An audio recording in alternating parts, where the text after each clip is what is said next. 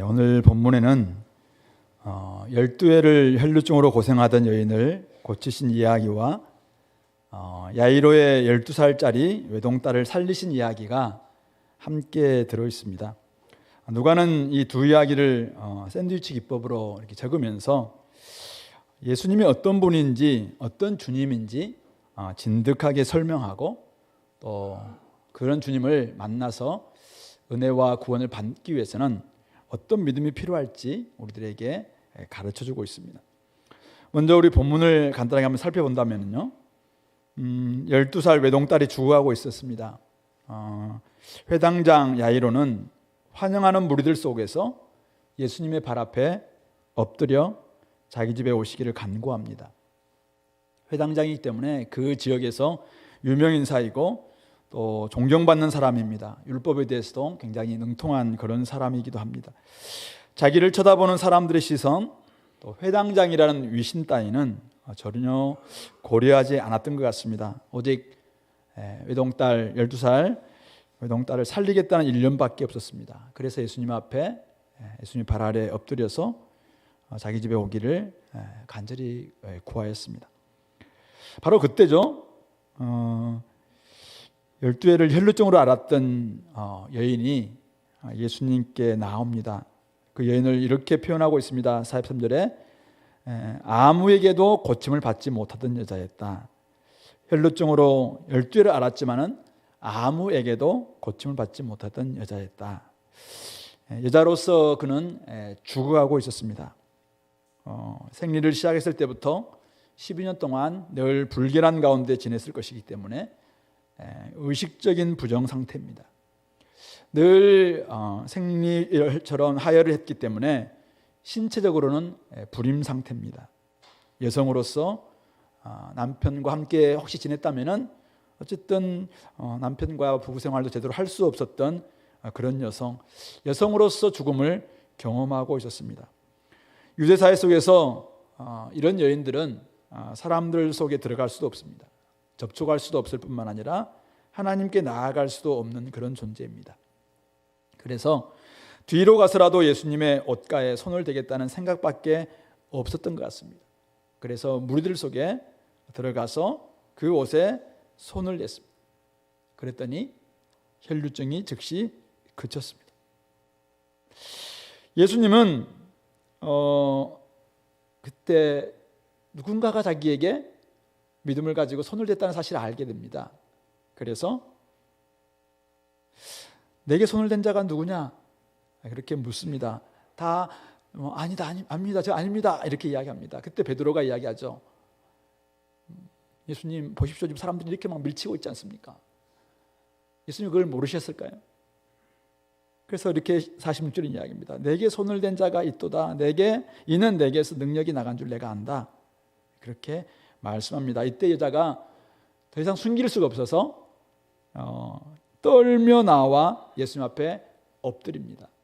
그리고는 두 가지를 이야기하죠. 왜 제가 손을 댔는지 자신의 상태에 대해서 이야기합니다. 그리고 예수님의 능력, 예수님께서 저를 고치셨다는, 곧 낫게 되었다는 것도 사람들 앞에서 말하게 됩니다.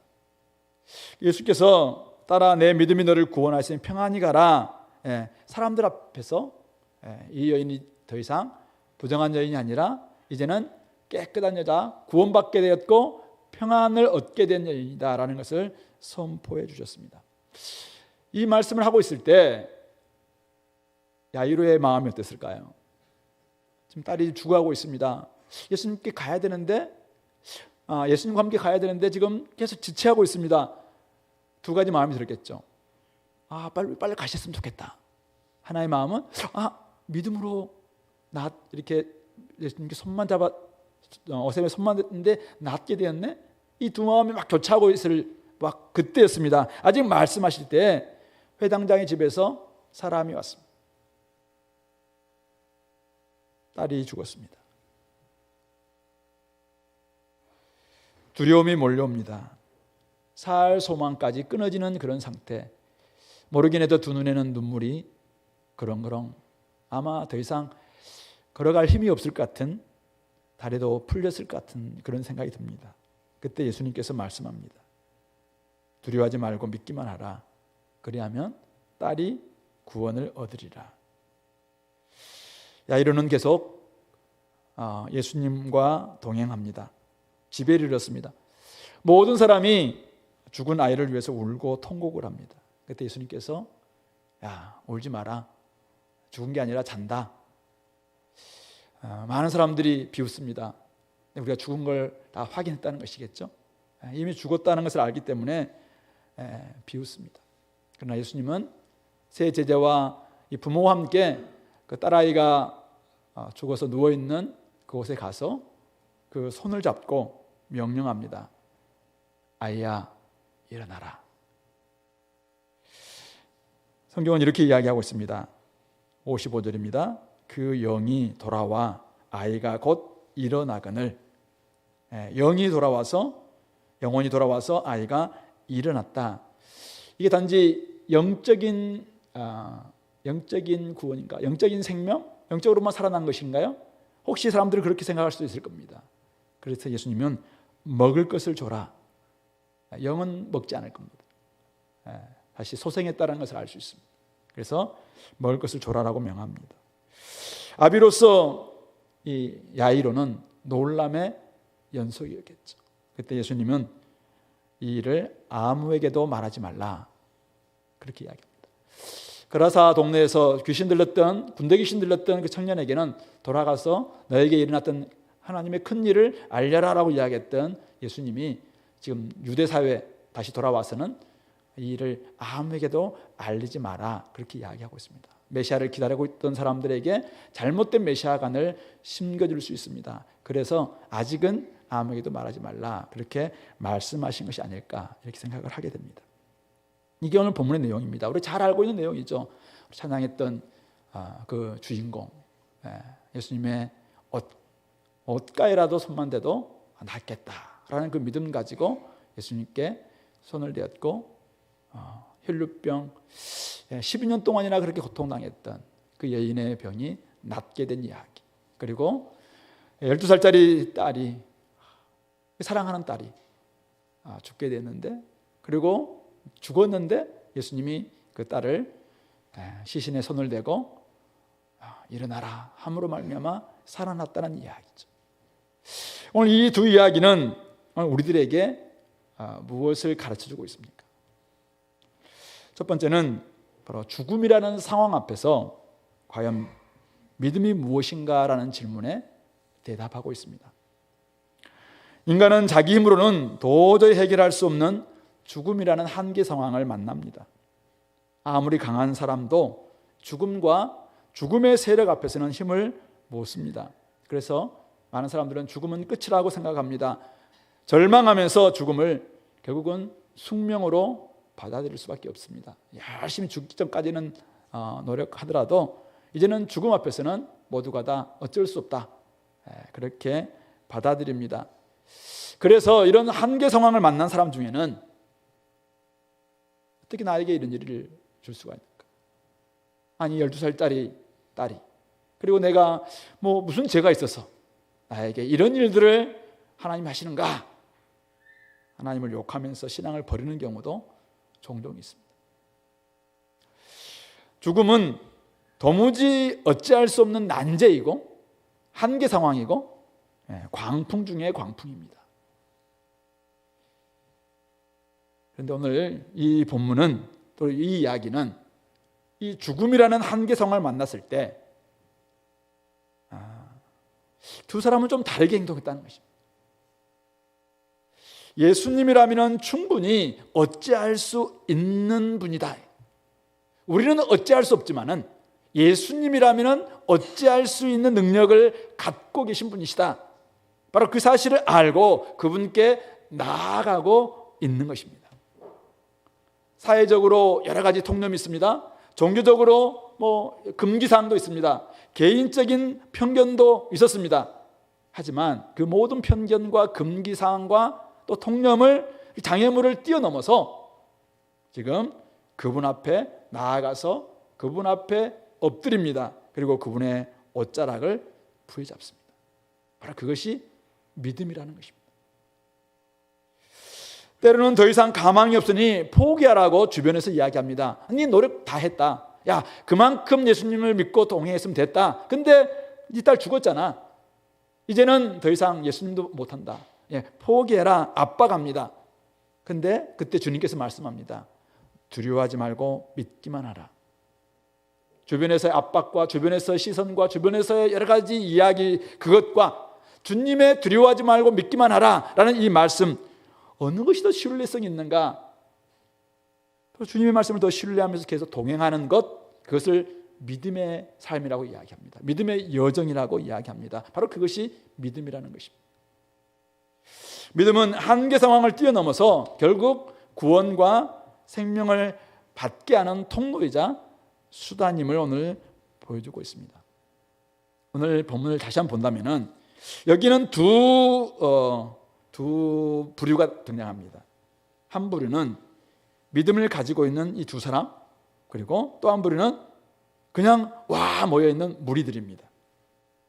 무리들은 예수님을 오늘 40절 보시면은 예수님이 지금 거라사인 동네에서 돌아왔을 때 무리가 환영했다고 이야기합니다. 그들은 다 기다렸다고 이야기합니다. 굉장히 떠들썩합니다.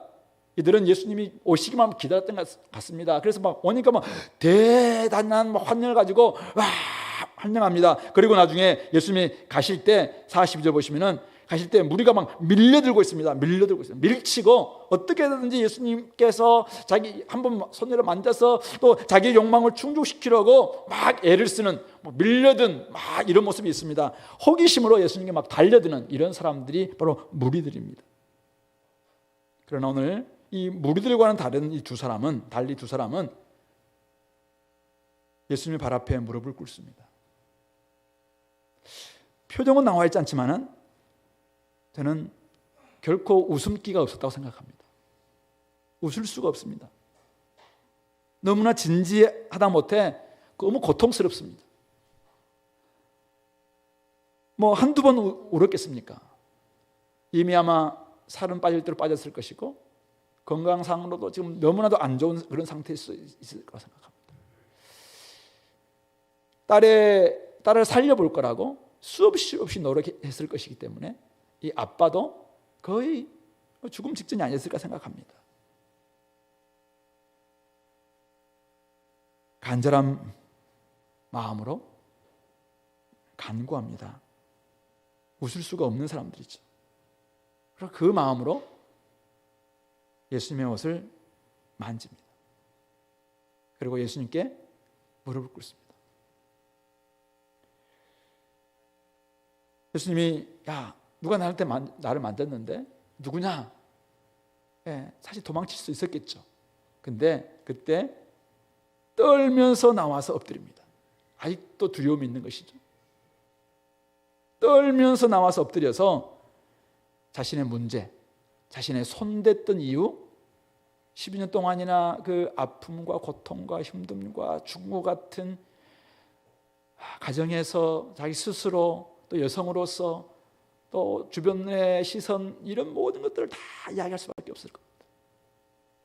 그리고 곧 나은 것, 당신께서 저를 이렇게 해주셨다고, 예수님께 손만 만졌는데 주님께서 이렇게 해주셨다고, 그렇게 모든 사람 앞에서 솔직하게 고백하고 있습니다. 믿음을 가진 두 사람은 결국 주님으로부터 구원과 생명, 평안과 축복을 얻습니다. 얼마든지 우울할 수 있었고 낙심할 수 있었습니다. 아니 포기할 수 있었습니다. 너무나 두려웠기 때문에, 너무나 무서웠기 때문에, 너무나 힘든 삶의 연속이었기 때문에 더 이상 안 하고 싶다라고 생각할 수도 있을 겁니다. 근데 믿음을 가지고 나아갔고 주님과 동행했고 주님께서 말씀하셨고, 그래서 그 여정을 포기하지 않고 끝까지 가고 있는 것입니다. 그 결과 주님으로부터 상을 받은 것이죠. 히브리서 11장 6절에서는 믿음이 없이는 기쁘시게 할 수 없나니 하나님께 나아가는 자는 그가 계신 것과 자기를 찾는 자들에게 상 주시는 심을 믿어야 할지니라, 그렇게 말씀합니다. 그렇습니다. 믿음을 가지고 주님 앞에 나온다면 주님께서 상 주십니다. 우리에게 꼭 필요한 그 상, 웃을 수 없었고 고통할 수밖에 없었고 날마다 너무나 진지하다 못해 그래서 피골이 상접하는 그런 상태에 진짜 죽음 직전까지 와 있는 그런 사람들이랄지라도 믿음으로 주님을 부여잡을 때, 주님께 나아올 때, 주님 앞에 자신의 손댈 수밖에 없었던 그 이유들 다 아릴 때 결국 주님께서는 우리에게 상 주십니다. 치유해 주십니다. 생명을 주십니다. 그리고 그 고통을 멎게 해주십니다. 그리고 가장 좋은 구원을, 영생을, 천국을 선물해 주십니다. 바로 그 믿음으로 말미암아 광풍은 그치고 마지막에 웃을 수 있게 되는 것입니다. 믿음은 무엇일까요? 오늘 이 본문은 우리에게 그것을 가르쳐주고 있습니다. 믿음은 우리가 겪는 광풍보다 주님을 더 크게 볼 수 있는 능력이라고 누가는 우리에게 가르쳐주고 있습니다. 믿음은 광풍으로 인한 두려움보다 주님이 주실 평안을 더 신뢰하는 태도라고 우리에게 말씀하고 있습니다. 성도 여러분, 여러분들도 이런 믿음을 가질 수 있게 되기를 바랍니다. 강하게 믿으라는 게 아니에요. 우리는 강하게 믿을 수 있을 만큼 대단한 믿음의 소유자가 아닙니다. 강하게 믿으라는 게 아니에요. 강하신 주님을 어쨌든 믿으라는 것입니다. 강하신 주님을 뒤에 가서 옷자락에 손을 대는 그 진짜 어쩌면 너무 초라하고 작고 그냥 신락 같은 그 희망 하나로 딱 잡는 그 믿음, 그 믿음이라도 강하신 주님을 믿기만 한다면 거기로부터 구원이 찾아온다. 그것을 말씀하고 있는 것입니다. 믿음이 있다고 해서 우리에게 찾아온 죽음의 광풍을 다 설명할 수는 없습니다. 생각해 보세요. 믿음이 있다고 여러분들이 죽음을 다 설명할 수 있나요? 여러분이 찾아온 고통을 다 이해하고 해석할 수 있나요? 다른 사람들에게 나는 이런 것 때문에 내가 이렇게 고통했다, 고통당하고 있다 이렇게 말할 수 있나요? 믿음이 있다고 해서 그 고통, 죽음을 무시할 수 있나요? 믿음이 있다고 해서 세월호가 세로 참사가 해석이 되고 오늘 일주기를 맞이한 이태원 참사가 해석이 되나요? 해석할 수 없습니다. 해석할 수 없어요. 왜 그랬을까? 믿음이 있다고 해서 해석할 수 없습니다. 설명할 수 없어요. 이해할 수 없습니다. 왜 이렇게 됐을까? 이해 불가능합니다. 하지만 믿음이 있으면 광풍을 지나가게 하시는 분이 주님이라고 고백할 수 있습니다. 나의 삶이 결국은 이 광풍으로 말미암아 끝나지 않고 결국 지나가게 하실 수 있는 분이 있구나라는 것을 고백할 수가 있는 것입니다. 살아가다 보면은 이해할 수 없는 바람이 불어옵니다. 곧 지나갈 바람인 줄 알았는데 점점점 생명까지 앗아가는 돌풍, 광풍으로 변하는 그런 바람들이 있습니다. 신앙을 버릴 만큼 강한 위력으로 모든 것을 송두리째 앗아가는 그런 바람들이 찾아옵니다. 대학 시절 우리 대학생을 여러분들 지금도 많이 좀 힘든 사람들이 있을 거예요. 그런 우리 지체들이 분명히 있어요. 근데 어쨌든 우리 믿음을 가지고 믿음으로 딱 하다 보면은 또 그 대학 시절 때 이렇게 이겨낼 수도 있습니다. 근데 청년 되면은 또 청년 시절 때 우리에게 막 찾아오는 이런 또 막 광풍들이 있어요. 그럴 때 진짜 뭐 너무나 힘들고 두렵고 무섭고 견딜 수 없고 하나님이 계신가 봐 이렇게 합니다. 그때 우리가 믿음을 딱 발휘해야 될 지점이 있는데요. 바로 지점인데 그때 주님께 주셨던 말씀을 기억하는 겁니다. 두려워하지 말고 믿기만 하라. 그리하면 구원을 얻으리라. 네 딸이, 네 아들이 네가 구원을 얻으리라. 믿기만 해라. 사실은 주님은 우리의 삶 가운데 왜 이런 바람을 주시는지 이해하지 못할 때가 많습니다. 이해할 수가 없어요. 사실은 저도 설명이 안 됩니다. 진짜 뭐 죄 때문이었는지 아니면은 뭐 때문인지 정확히 이해가 안 되는 그런 해석되지 않는 그런 바람들이 너무나 휘몰아쳤습니다. 그런데 지나쳤어요. 지나왔습니다. 그런데 그것이 바닥인 줄 알았는데 더 밑바닥이 있다는 것도 또 경험합니다. 근데 그때 또 절망하고 죽겠다라고 그냥 못 살 것처럼 딱 아우성칩니다. 그 순간. 근데 그때 또 주님이 생각이 납니다. 두려워하지 말고 믿기만 하라. 그래서 신랑 같은 그 희망 가지고 주님을 부여잡습니다. 그런데 그 청년의 시절을 또 지나옵니다. 장년의 시절도 마찬가지일 거고 노년 시절도 마찬가지입니다. 죽음의 앞에 있는 그 상황 속에서 이제는 진짜 정원밖에 보이지 않는 것입니다. 작년에 저희 어머님 어쨌든 돌아가시기 바로 전전날 아내랑 같이 딱 갔는데 더 이상 그 앞에서는 설명할 수도 없고 이해할 수도 없는 너무 고통스러운 고통을 겪고 있는 어머니를 뵀는데 할 수 있는 게 없더라고요. 할 수 있는 게 없었어요. 그래서 좀 데려가 달라고 기도했습니다. 그래서 귀는 열려 계실 거라고 생각했으니까 천국이 있으니까 하나님이 있으니까 좀 마음을 온전히 믿고 이제는 가셔도 된다라고 한참 부르짖었던 기억이 있습니다. 해석이 안 됩니다. 이해가 안 돼요. 근데 지나고 나 다음에는 주님께서 두려워하지 않고 믿기만 한다면 구원을 얻는다. 이 믿음을 가지고 그 다음 우리가 죽음으로 끝나지 않는 죽음 다음에 있는 또 다른 그 날을 위해서 우리가 또 작은 믿음을 발동하는 것이고 그러면 우리 삶 가운데 또 구원이 있게 되는 것이죠. 어쩌면 우리의 삶이라는 게 이런 여정인 것 같습니다. 그래서 혹시 지금 10대든 20대든 30대든 50대든 70대든 간에 우리에게는 항상 이 죽음과 같은 광풍은 불어오게 됩니다. 근데 그 지점이 믿음을 발휘해야 될 지점이라는 것입니다. 어려움은 두려움으로 변하고 다 끝난 것 같은 절망이 엄습해 올 겁니다. 그때 우리는 두 가지 가능성이죠. 선택이 있습니다. 하나는 욥의 아내처럼 저는 욥의 아내의 마음이 이해가 돼요.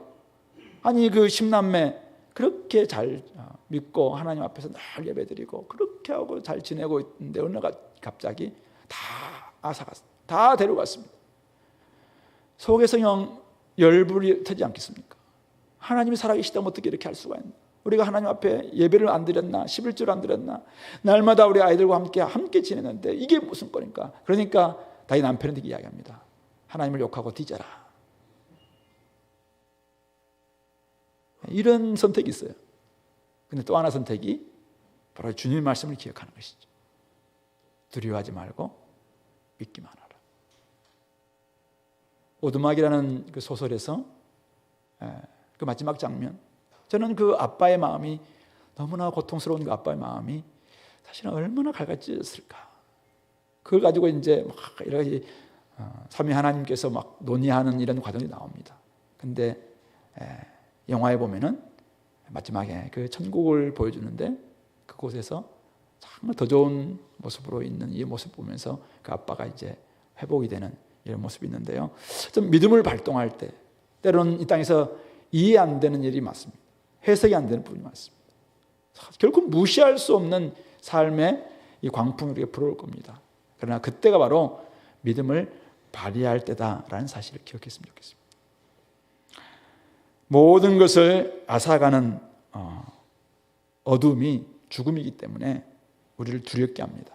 무섭게 합니다. 자, 그런데 오늘 주님은 그 죽음을 잔다라고 표현하고 있습니다. 사람들은 비웃습니다.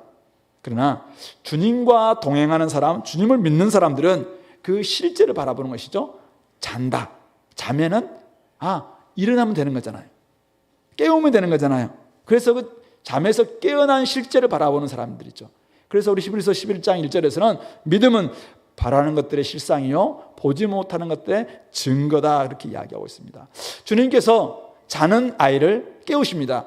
아이야 일어나라 명령하시니까 영이 돌아와서 아이가 곧 일어났다. 실제로 일어났다라는 것을 말하고 있습니다. 물론 이 아이의 일어남은 우리가 나중에 일어나게 될 부활과는 다른 소생입니다. 그러나 이 아이는 나중에 결국 죽었을 것입니다. 그러나 우리에게는 이런 믿음이 있습니다. 그리스도 안에서의 죽음은 자는 것이다 라는 믿음이 우리에게는 있는 것입니다. 그래서 예수님은 나사로가 죽었을 때 제자들에게 나사로를 깨우러 가자 이렇게 이야기하고 있습니다.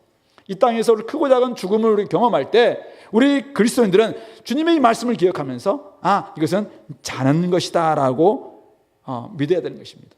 그리고 주님께서 호령과 천상의 나팔 소리와 큰 소리로 와서서 그들을 부르시는 그날이 있습니다. 그날 우리가 믿는 그 실제가 일어나게 될 것입니다. 그날은 결국 그들이 다 일어나게 될 것입니다. 그들이 먼저 일어나서 먼저 주님을 배운다라고 이야기했습니다. 그리스도 안에서 죽은 자들, 그리스도 안에서 잠자는 자들이 먼저 일어나서 주님을 맞이한다라고 데살로니가서 4장 16절에서는 말씀하고 있습니다. 그러므로 여러분들의 삶 가운데서 때로는 우리가 기대했던 대로 다 이루지 않을 때가 있습니다. 그렇지만 결국 그리스도 안에서 죽는 것은 자는 것입니다. 그러므로 그 믿음을 가지고 나아간다면 자는 자들을 깨우시는 그날이 우리에게 있다라는 것이죠. 그날을 바라보는 믿음, 바로 죽음 이후를 바라볼 수 있는 믿음, 그리고 죽음 이후 그 이후를 바라볼 수 있는 믿음, 이것을 우리가 가질 수 있게 되기를 바랍니다. 그런다면은 우리 삶 가운데서, 여러분들의 삶 가운데서 구원이, 생명이, 평안이 임하게 될 것이고, 또 그 누군가 여러분들의 가족이라면 딸이, 아들이 여전히 고통 가운데서 사실은 헤어나오지 못하는, 이 땅에서 우리 해석이 안 되는, 왜 하나님이 이렇게 했을까 잘 모르는 그런 지점이 있어요. 그러나 그때도 여전히 두려워하지 않고 믿기만 한다면, 그래서 믿음을 우리가 여전히 발휘하기만 한다면 결국은 구원이 선물로 주어지고, 또 그날은 모든 사람들을 일으키시는 주님께서 잠자는 자들을 일으키시는 진짜 참 소망을 우리에게 주시는 날이 있다는 사실을 믿고 그 길로 걸어가는 우리 공동체가 될 수 있길 바랍니다. 이 말씀은 두 번째로 죽음의 권세 앞에서 예수님은 어떤 주님이신가에 대한 질문에 대답을 합니다. 오늘 이 8장에는 죽음과 관련된 이야기가 많이 나오고 있습니다. 우리 광풍이 부는 바다로 건너갈 때도 제자들이 주여 주여 우리가 죽겠나이다 이렇게 이야기했습니다. 죽음과 관련되어 있습니다. 군대 귀신이 들렸던 사람도 죽음이라는 바로 이미지가 있는 무덤 사이에서 거주하고 있었던 사람입니다. 그리고 이 여성은, 이 혈루증 여성은 여성으로서 죽어가고 있었던 여인이었습니다. 그리고 12살 이 야이로의 딸은 또 이미 죽기도 했었습니다. 그런데 오늘 예수님께서 결국은 그 모든 죽음의 권세가 가져다 주는 각가지의 지금 상황 속에서 이들을 살려주시고 구원해 주시고 결국은 그것을 일수해 주시는 모습을 보여주고 있습니다. 죽음의 세력을 이기신 주님이십니다. 죽음마저 끝내시고 생명을 주시는 주님으로 등장하고 있습니다. 오늘 우리 삶 가운데는 여전히 이런 죽음의 권세 때문에 우리를 실제는 사실 죽음이 아님에도 불구하고 죽음의 권세가 끊임없이 우리로 하여금 그냥 죽겠다라고 이야기하고 절망하게 만들고 망했다라고 이야기하고 막 그렇게 하는 그런 지금 분위 속에 살아가게 만드는 이 죽음의 권세가 지금도 작동하고 있고 일하고 있고 살고 역사하고 있다는 사실이죠. 그것 때문에 우리는 두려워하고 그것 때문에 우리는 무너지고 그것 때문에 자기 목숨을 그냥 버리기도 하고 막 이렇게 되는 것입니다. 그러므로 오늘 이 예수님을 통해서 우리가 만난 이 예수님은 어떤 주님이십니까? 오늘 성경을 통해서 생명을 살리시는 주님, 죽음의 권세를 이기신 주님을 우리가 진짜 믿는다면은 그 주님을 믿는 사람답게 어떻게 우리가 살아내고 어떻게 다른 사람들에게 또 우리가 살리는 삶을 살 것인가, 이것들을 우리가 볼 수가 있는 것입니다. 오늘 유대사의 민수기 5장 2절을 보면은 나병 환자, 유축병 환자, 죽은 사람의 시신을 만진 사람, 이런 사람들은 진영 밖으로 내보내라 이렇게 이야기하고 있습니다. 더 이상 이 더러움이, 죽음이 주는 이 더러움이 전염되어서 여러 사람들에게 또 이 더러움이 확산되지 않도록 하기 위해서 그렇게 이야기하고 있습니다. 이들은 하나님의 성소에 갈 수도 없었고 예루살렘에도 거하지도 못했습니다. 오늘 혈루병을 앓고 있는 이 여인이 예수님의 뒤로 와서 옷자락을 만진 이유도 바로 거기에 있었습니다. 이 여자가 예수님을 지금 뒤에 와서 이렇게 만졌는데 어떤 마음에서 만졌을까요? 예수님이 진짜 자기는 지금 공동체에 나아갈 수도 없고 원래 사람 속에 들어갈 수도 안 되고 지금 진영 밖에서 원래 살아야 되는 그 율법을 알고 있는 여인일 거예요. 그런데 뒤로 와서 예수님의 손에 만졌습니다. 당신도 한번 죽어봐라, 이런 의미인가요? 나도 지금 더러운데, 나 더러운 여인으로 침받고 있어서 사람들 속에 들어가지도 못하는데 지금 나도 지금 몰래 왔거든. 근데 나도 한번 당해봐라, 이런 마음 때문에 예수님께 손을 냈을까요? 그렇다면 진짜 못된 여자죠.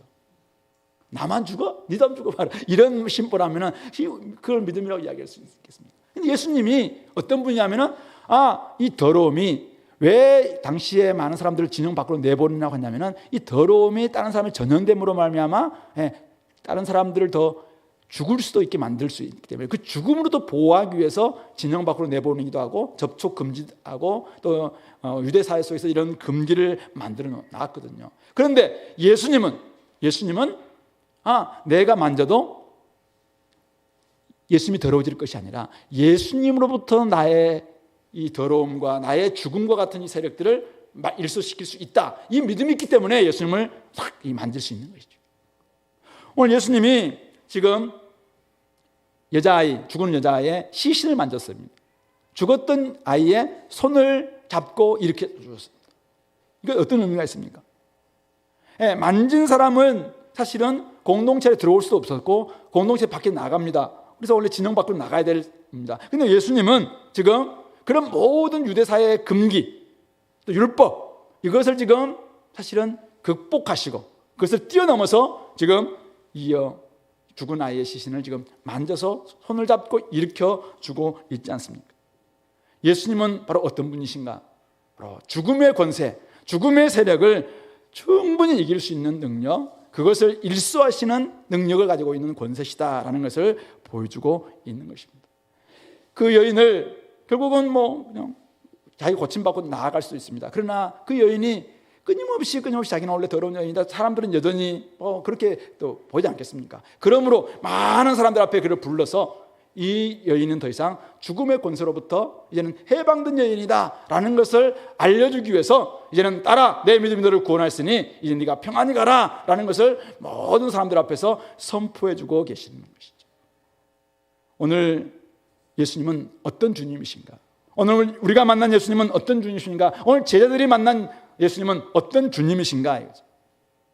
죽음의 세력이 여전히 오늘 많은 사람들을 갈라놓고 많은 사람들 더럽게 만들고 죽어가게 만들어 놓고 망하게 했다고 이야기하고 있고 끊임없이 분열시키는 이런 이 곳에 오셔서 진짜 그 모든 것들을 다 끝내시고 이제는 생명으로 생명을 주시면서 생명을 전가하시면서 생명으로 그들을 죽음으로부터 구원해 주시는 분이 바로 예수님이시다는 것입니다.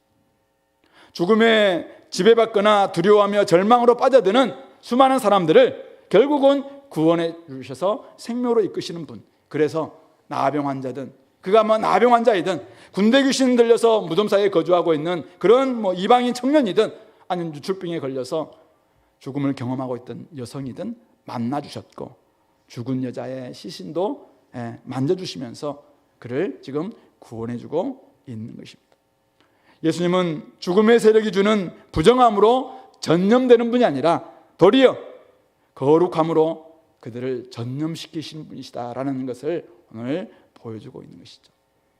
이 땅에서는 죽음의 세력과 싸우셨고 십자가에서는 결국 죄와 사망의 권세를 이기셨습니다. 왜냐하면 이 땅에 여전히 죽음의 권세가 우리에게 가져다지는 그 죽음으로부터 수많은 다양한 종류의 죽음으로부터 우리들을 구원해 주기 위해서 생명을 선사하기 위해서 주님께서는 그 일을 하신 것입니다. 그러므로 바로 그 주님을 믿는 사람들이라면 오늘 우리는 얼마든지 주님으로부터 도움을 받을 수 있고 또 주님을 진짜 믿고 있다면 그 주님을 의지해서 다른 사람들을 얼마든지 도울 수 있어야 된다는 것입니다. 오늘 우리가 살고 있는 세상은 어떻습니까?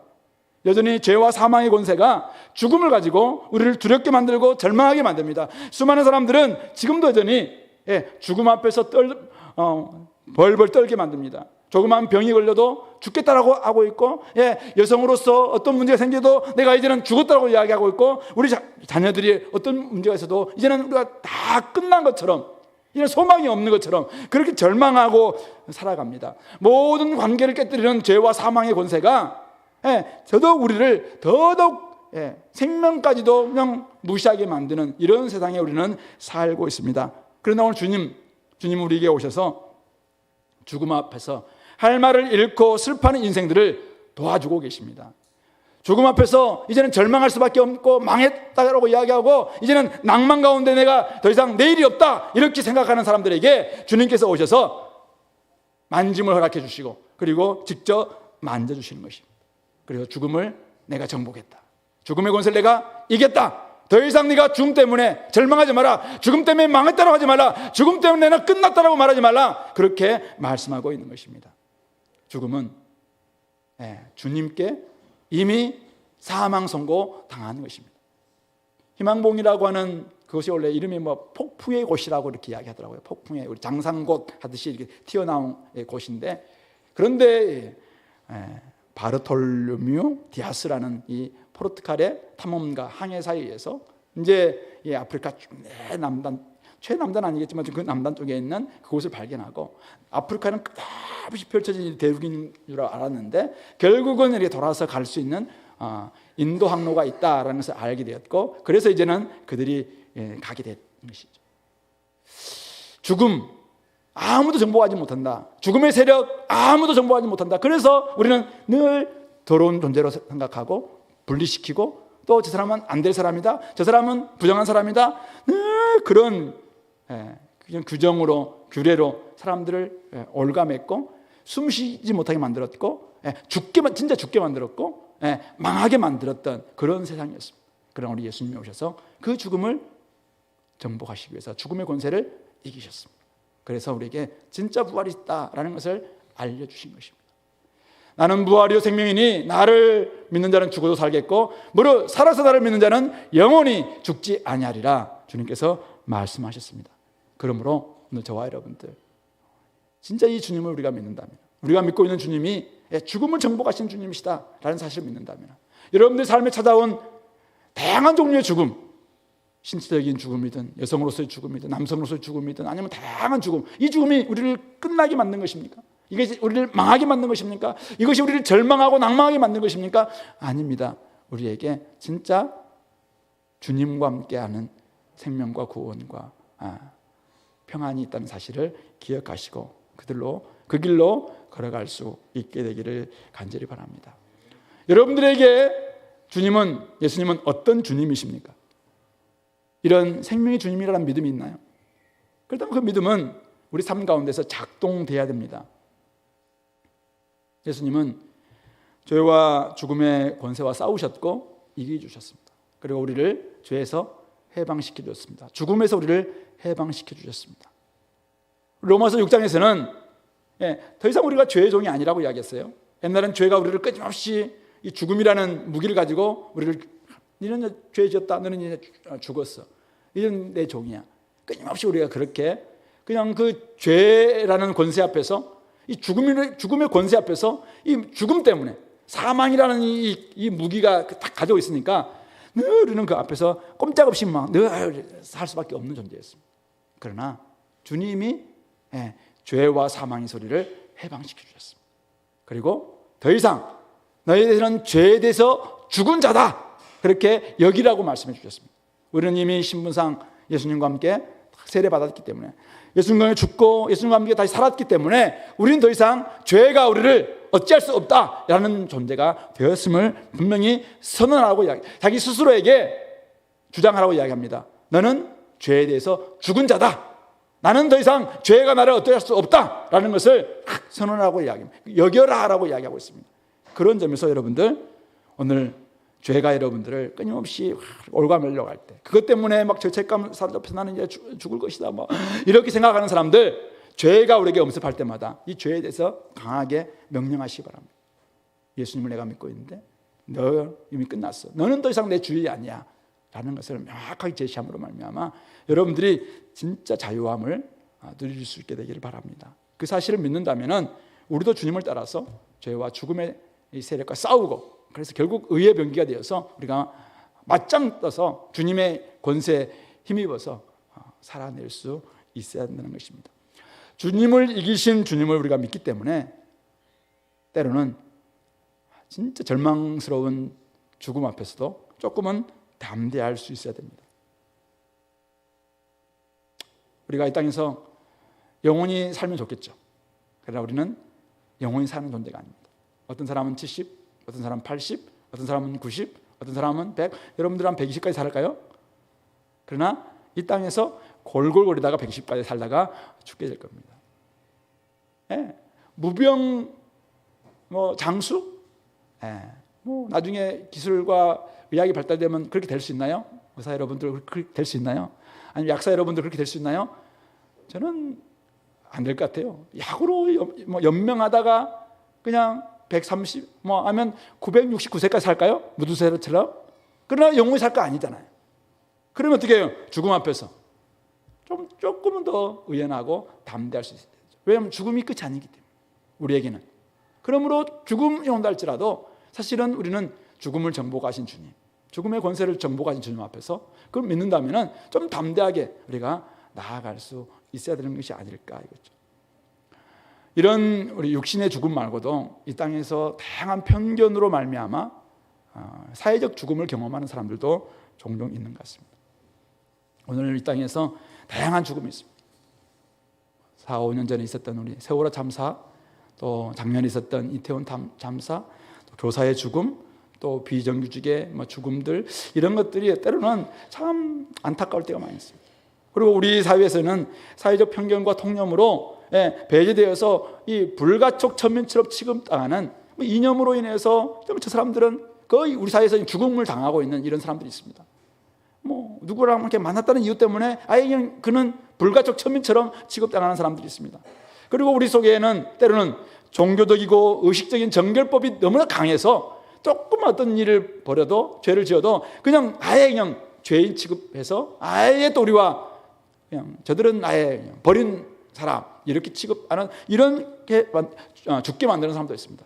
하루하루 힘겹게 살아가다가 좀 소망을 생각하면서 교회에 왔는데도 교회에서도 그냥 자기를 이렇게 여러 가지 이유 때문에 만나주지 않고 외롭게 만드는, 그래서 교회에 와서도 아무도 친구가 없는 그런 사람들도 있을 수가 있겠죠. 그들이 믿음을 가지고 주님의 옷자락에 손을 대기를 우리가 소망하는 기도를 드릴 필요가 있습니다만은, 저는 교회가 진짜 주님을 진짜 믿는다면, 이런 주님을 우리가 주님으로, 우리의 주님으로 믿고 있다면 우리는 더 이상 여러 가지 잣대로 종교적이고 이념적이고 의식적이고 사회적인 통념이나 이런 잣대로 불가촉 천민처럼 그들 대하지 않아야 됩니다. 그들은 죽일 놈들, 그들은 버린 놈들, 저들은 어떤 놈들. 사회는 끊임없이 지금 죽음의 세력은 그것을 주장합니다. 죽음의 세력들은 끊임없이 나누고 이렇게 합니다.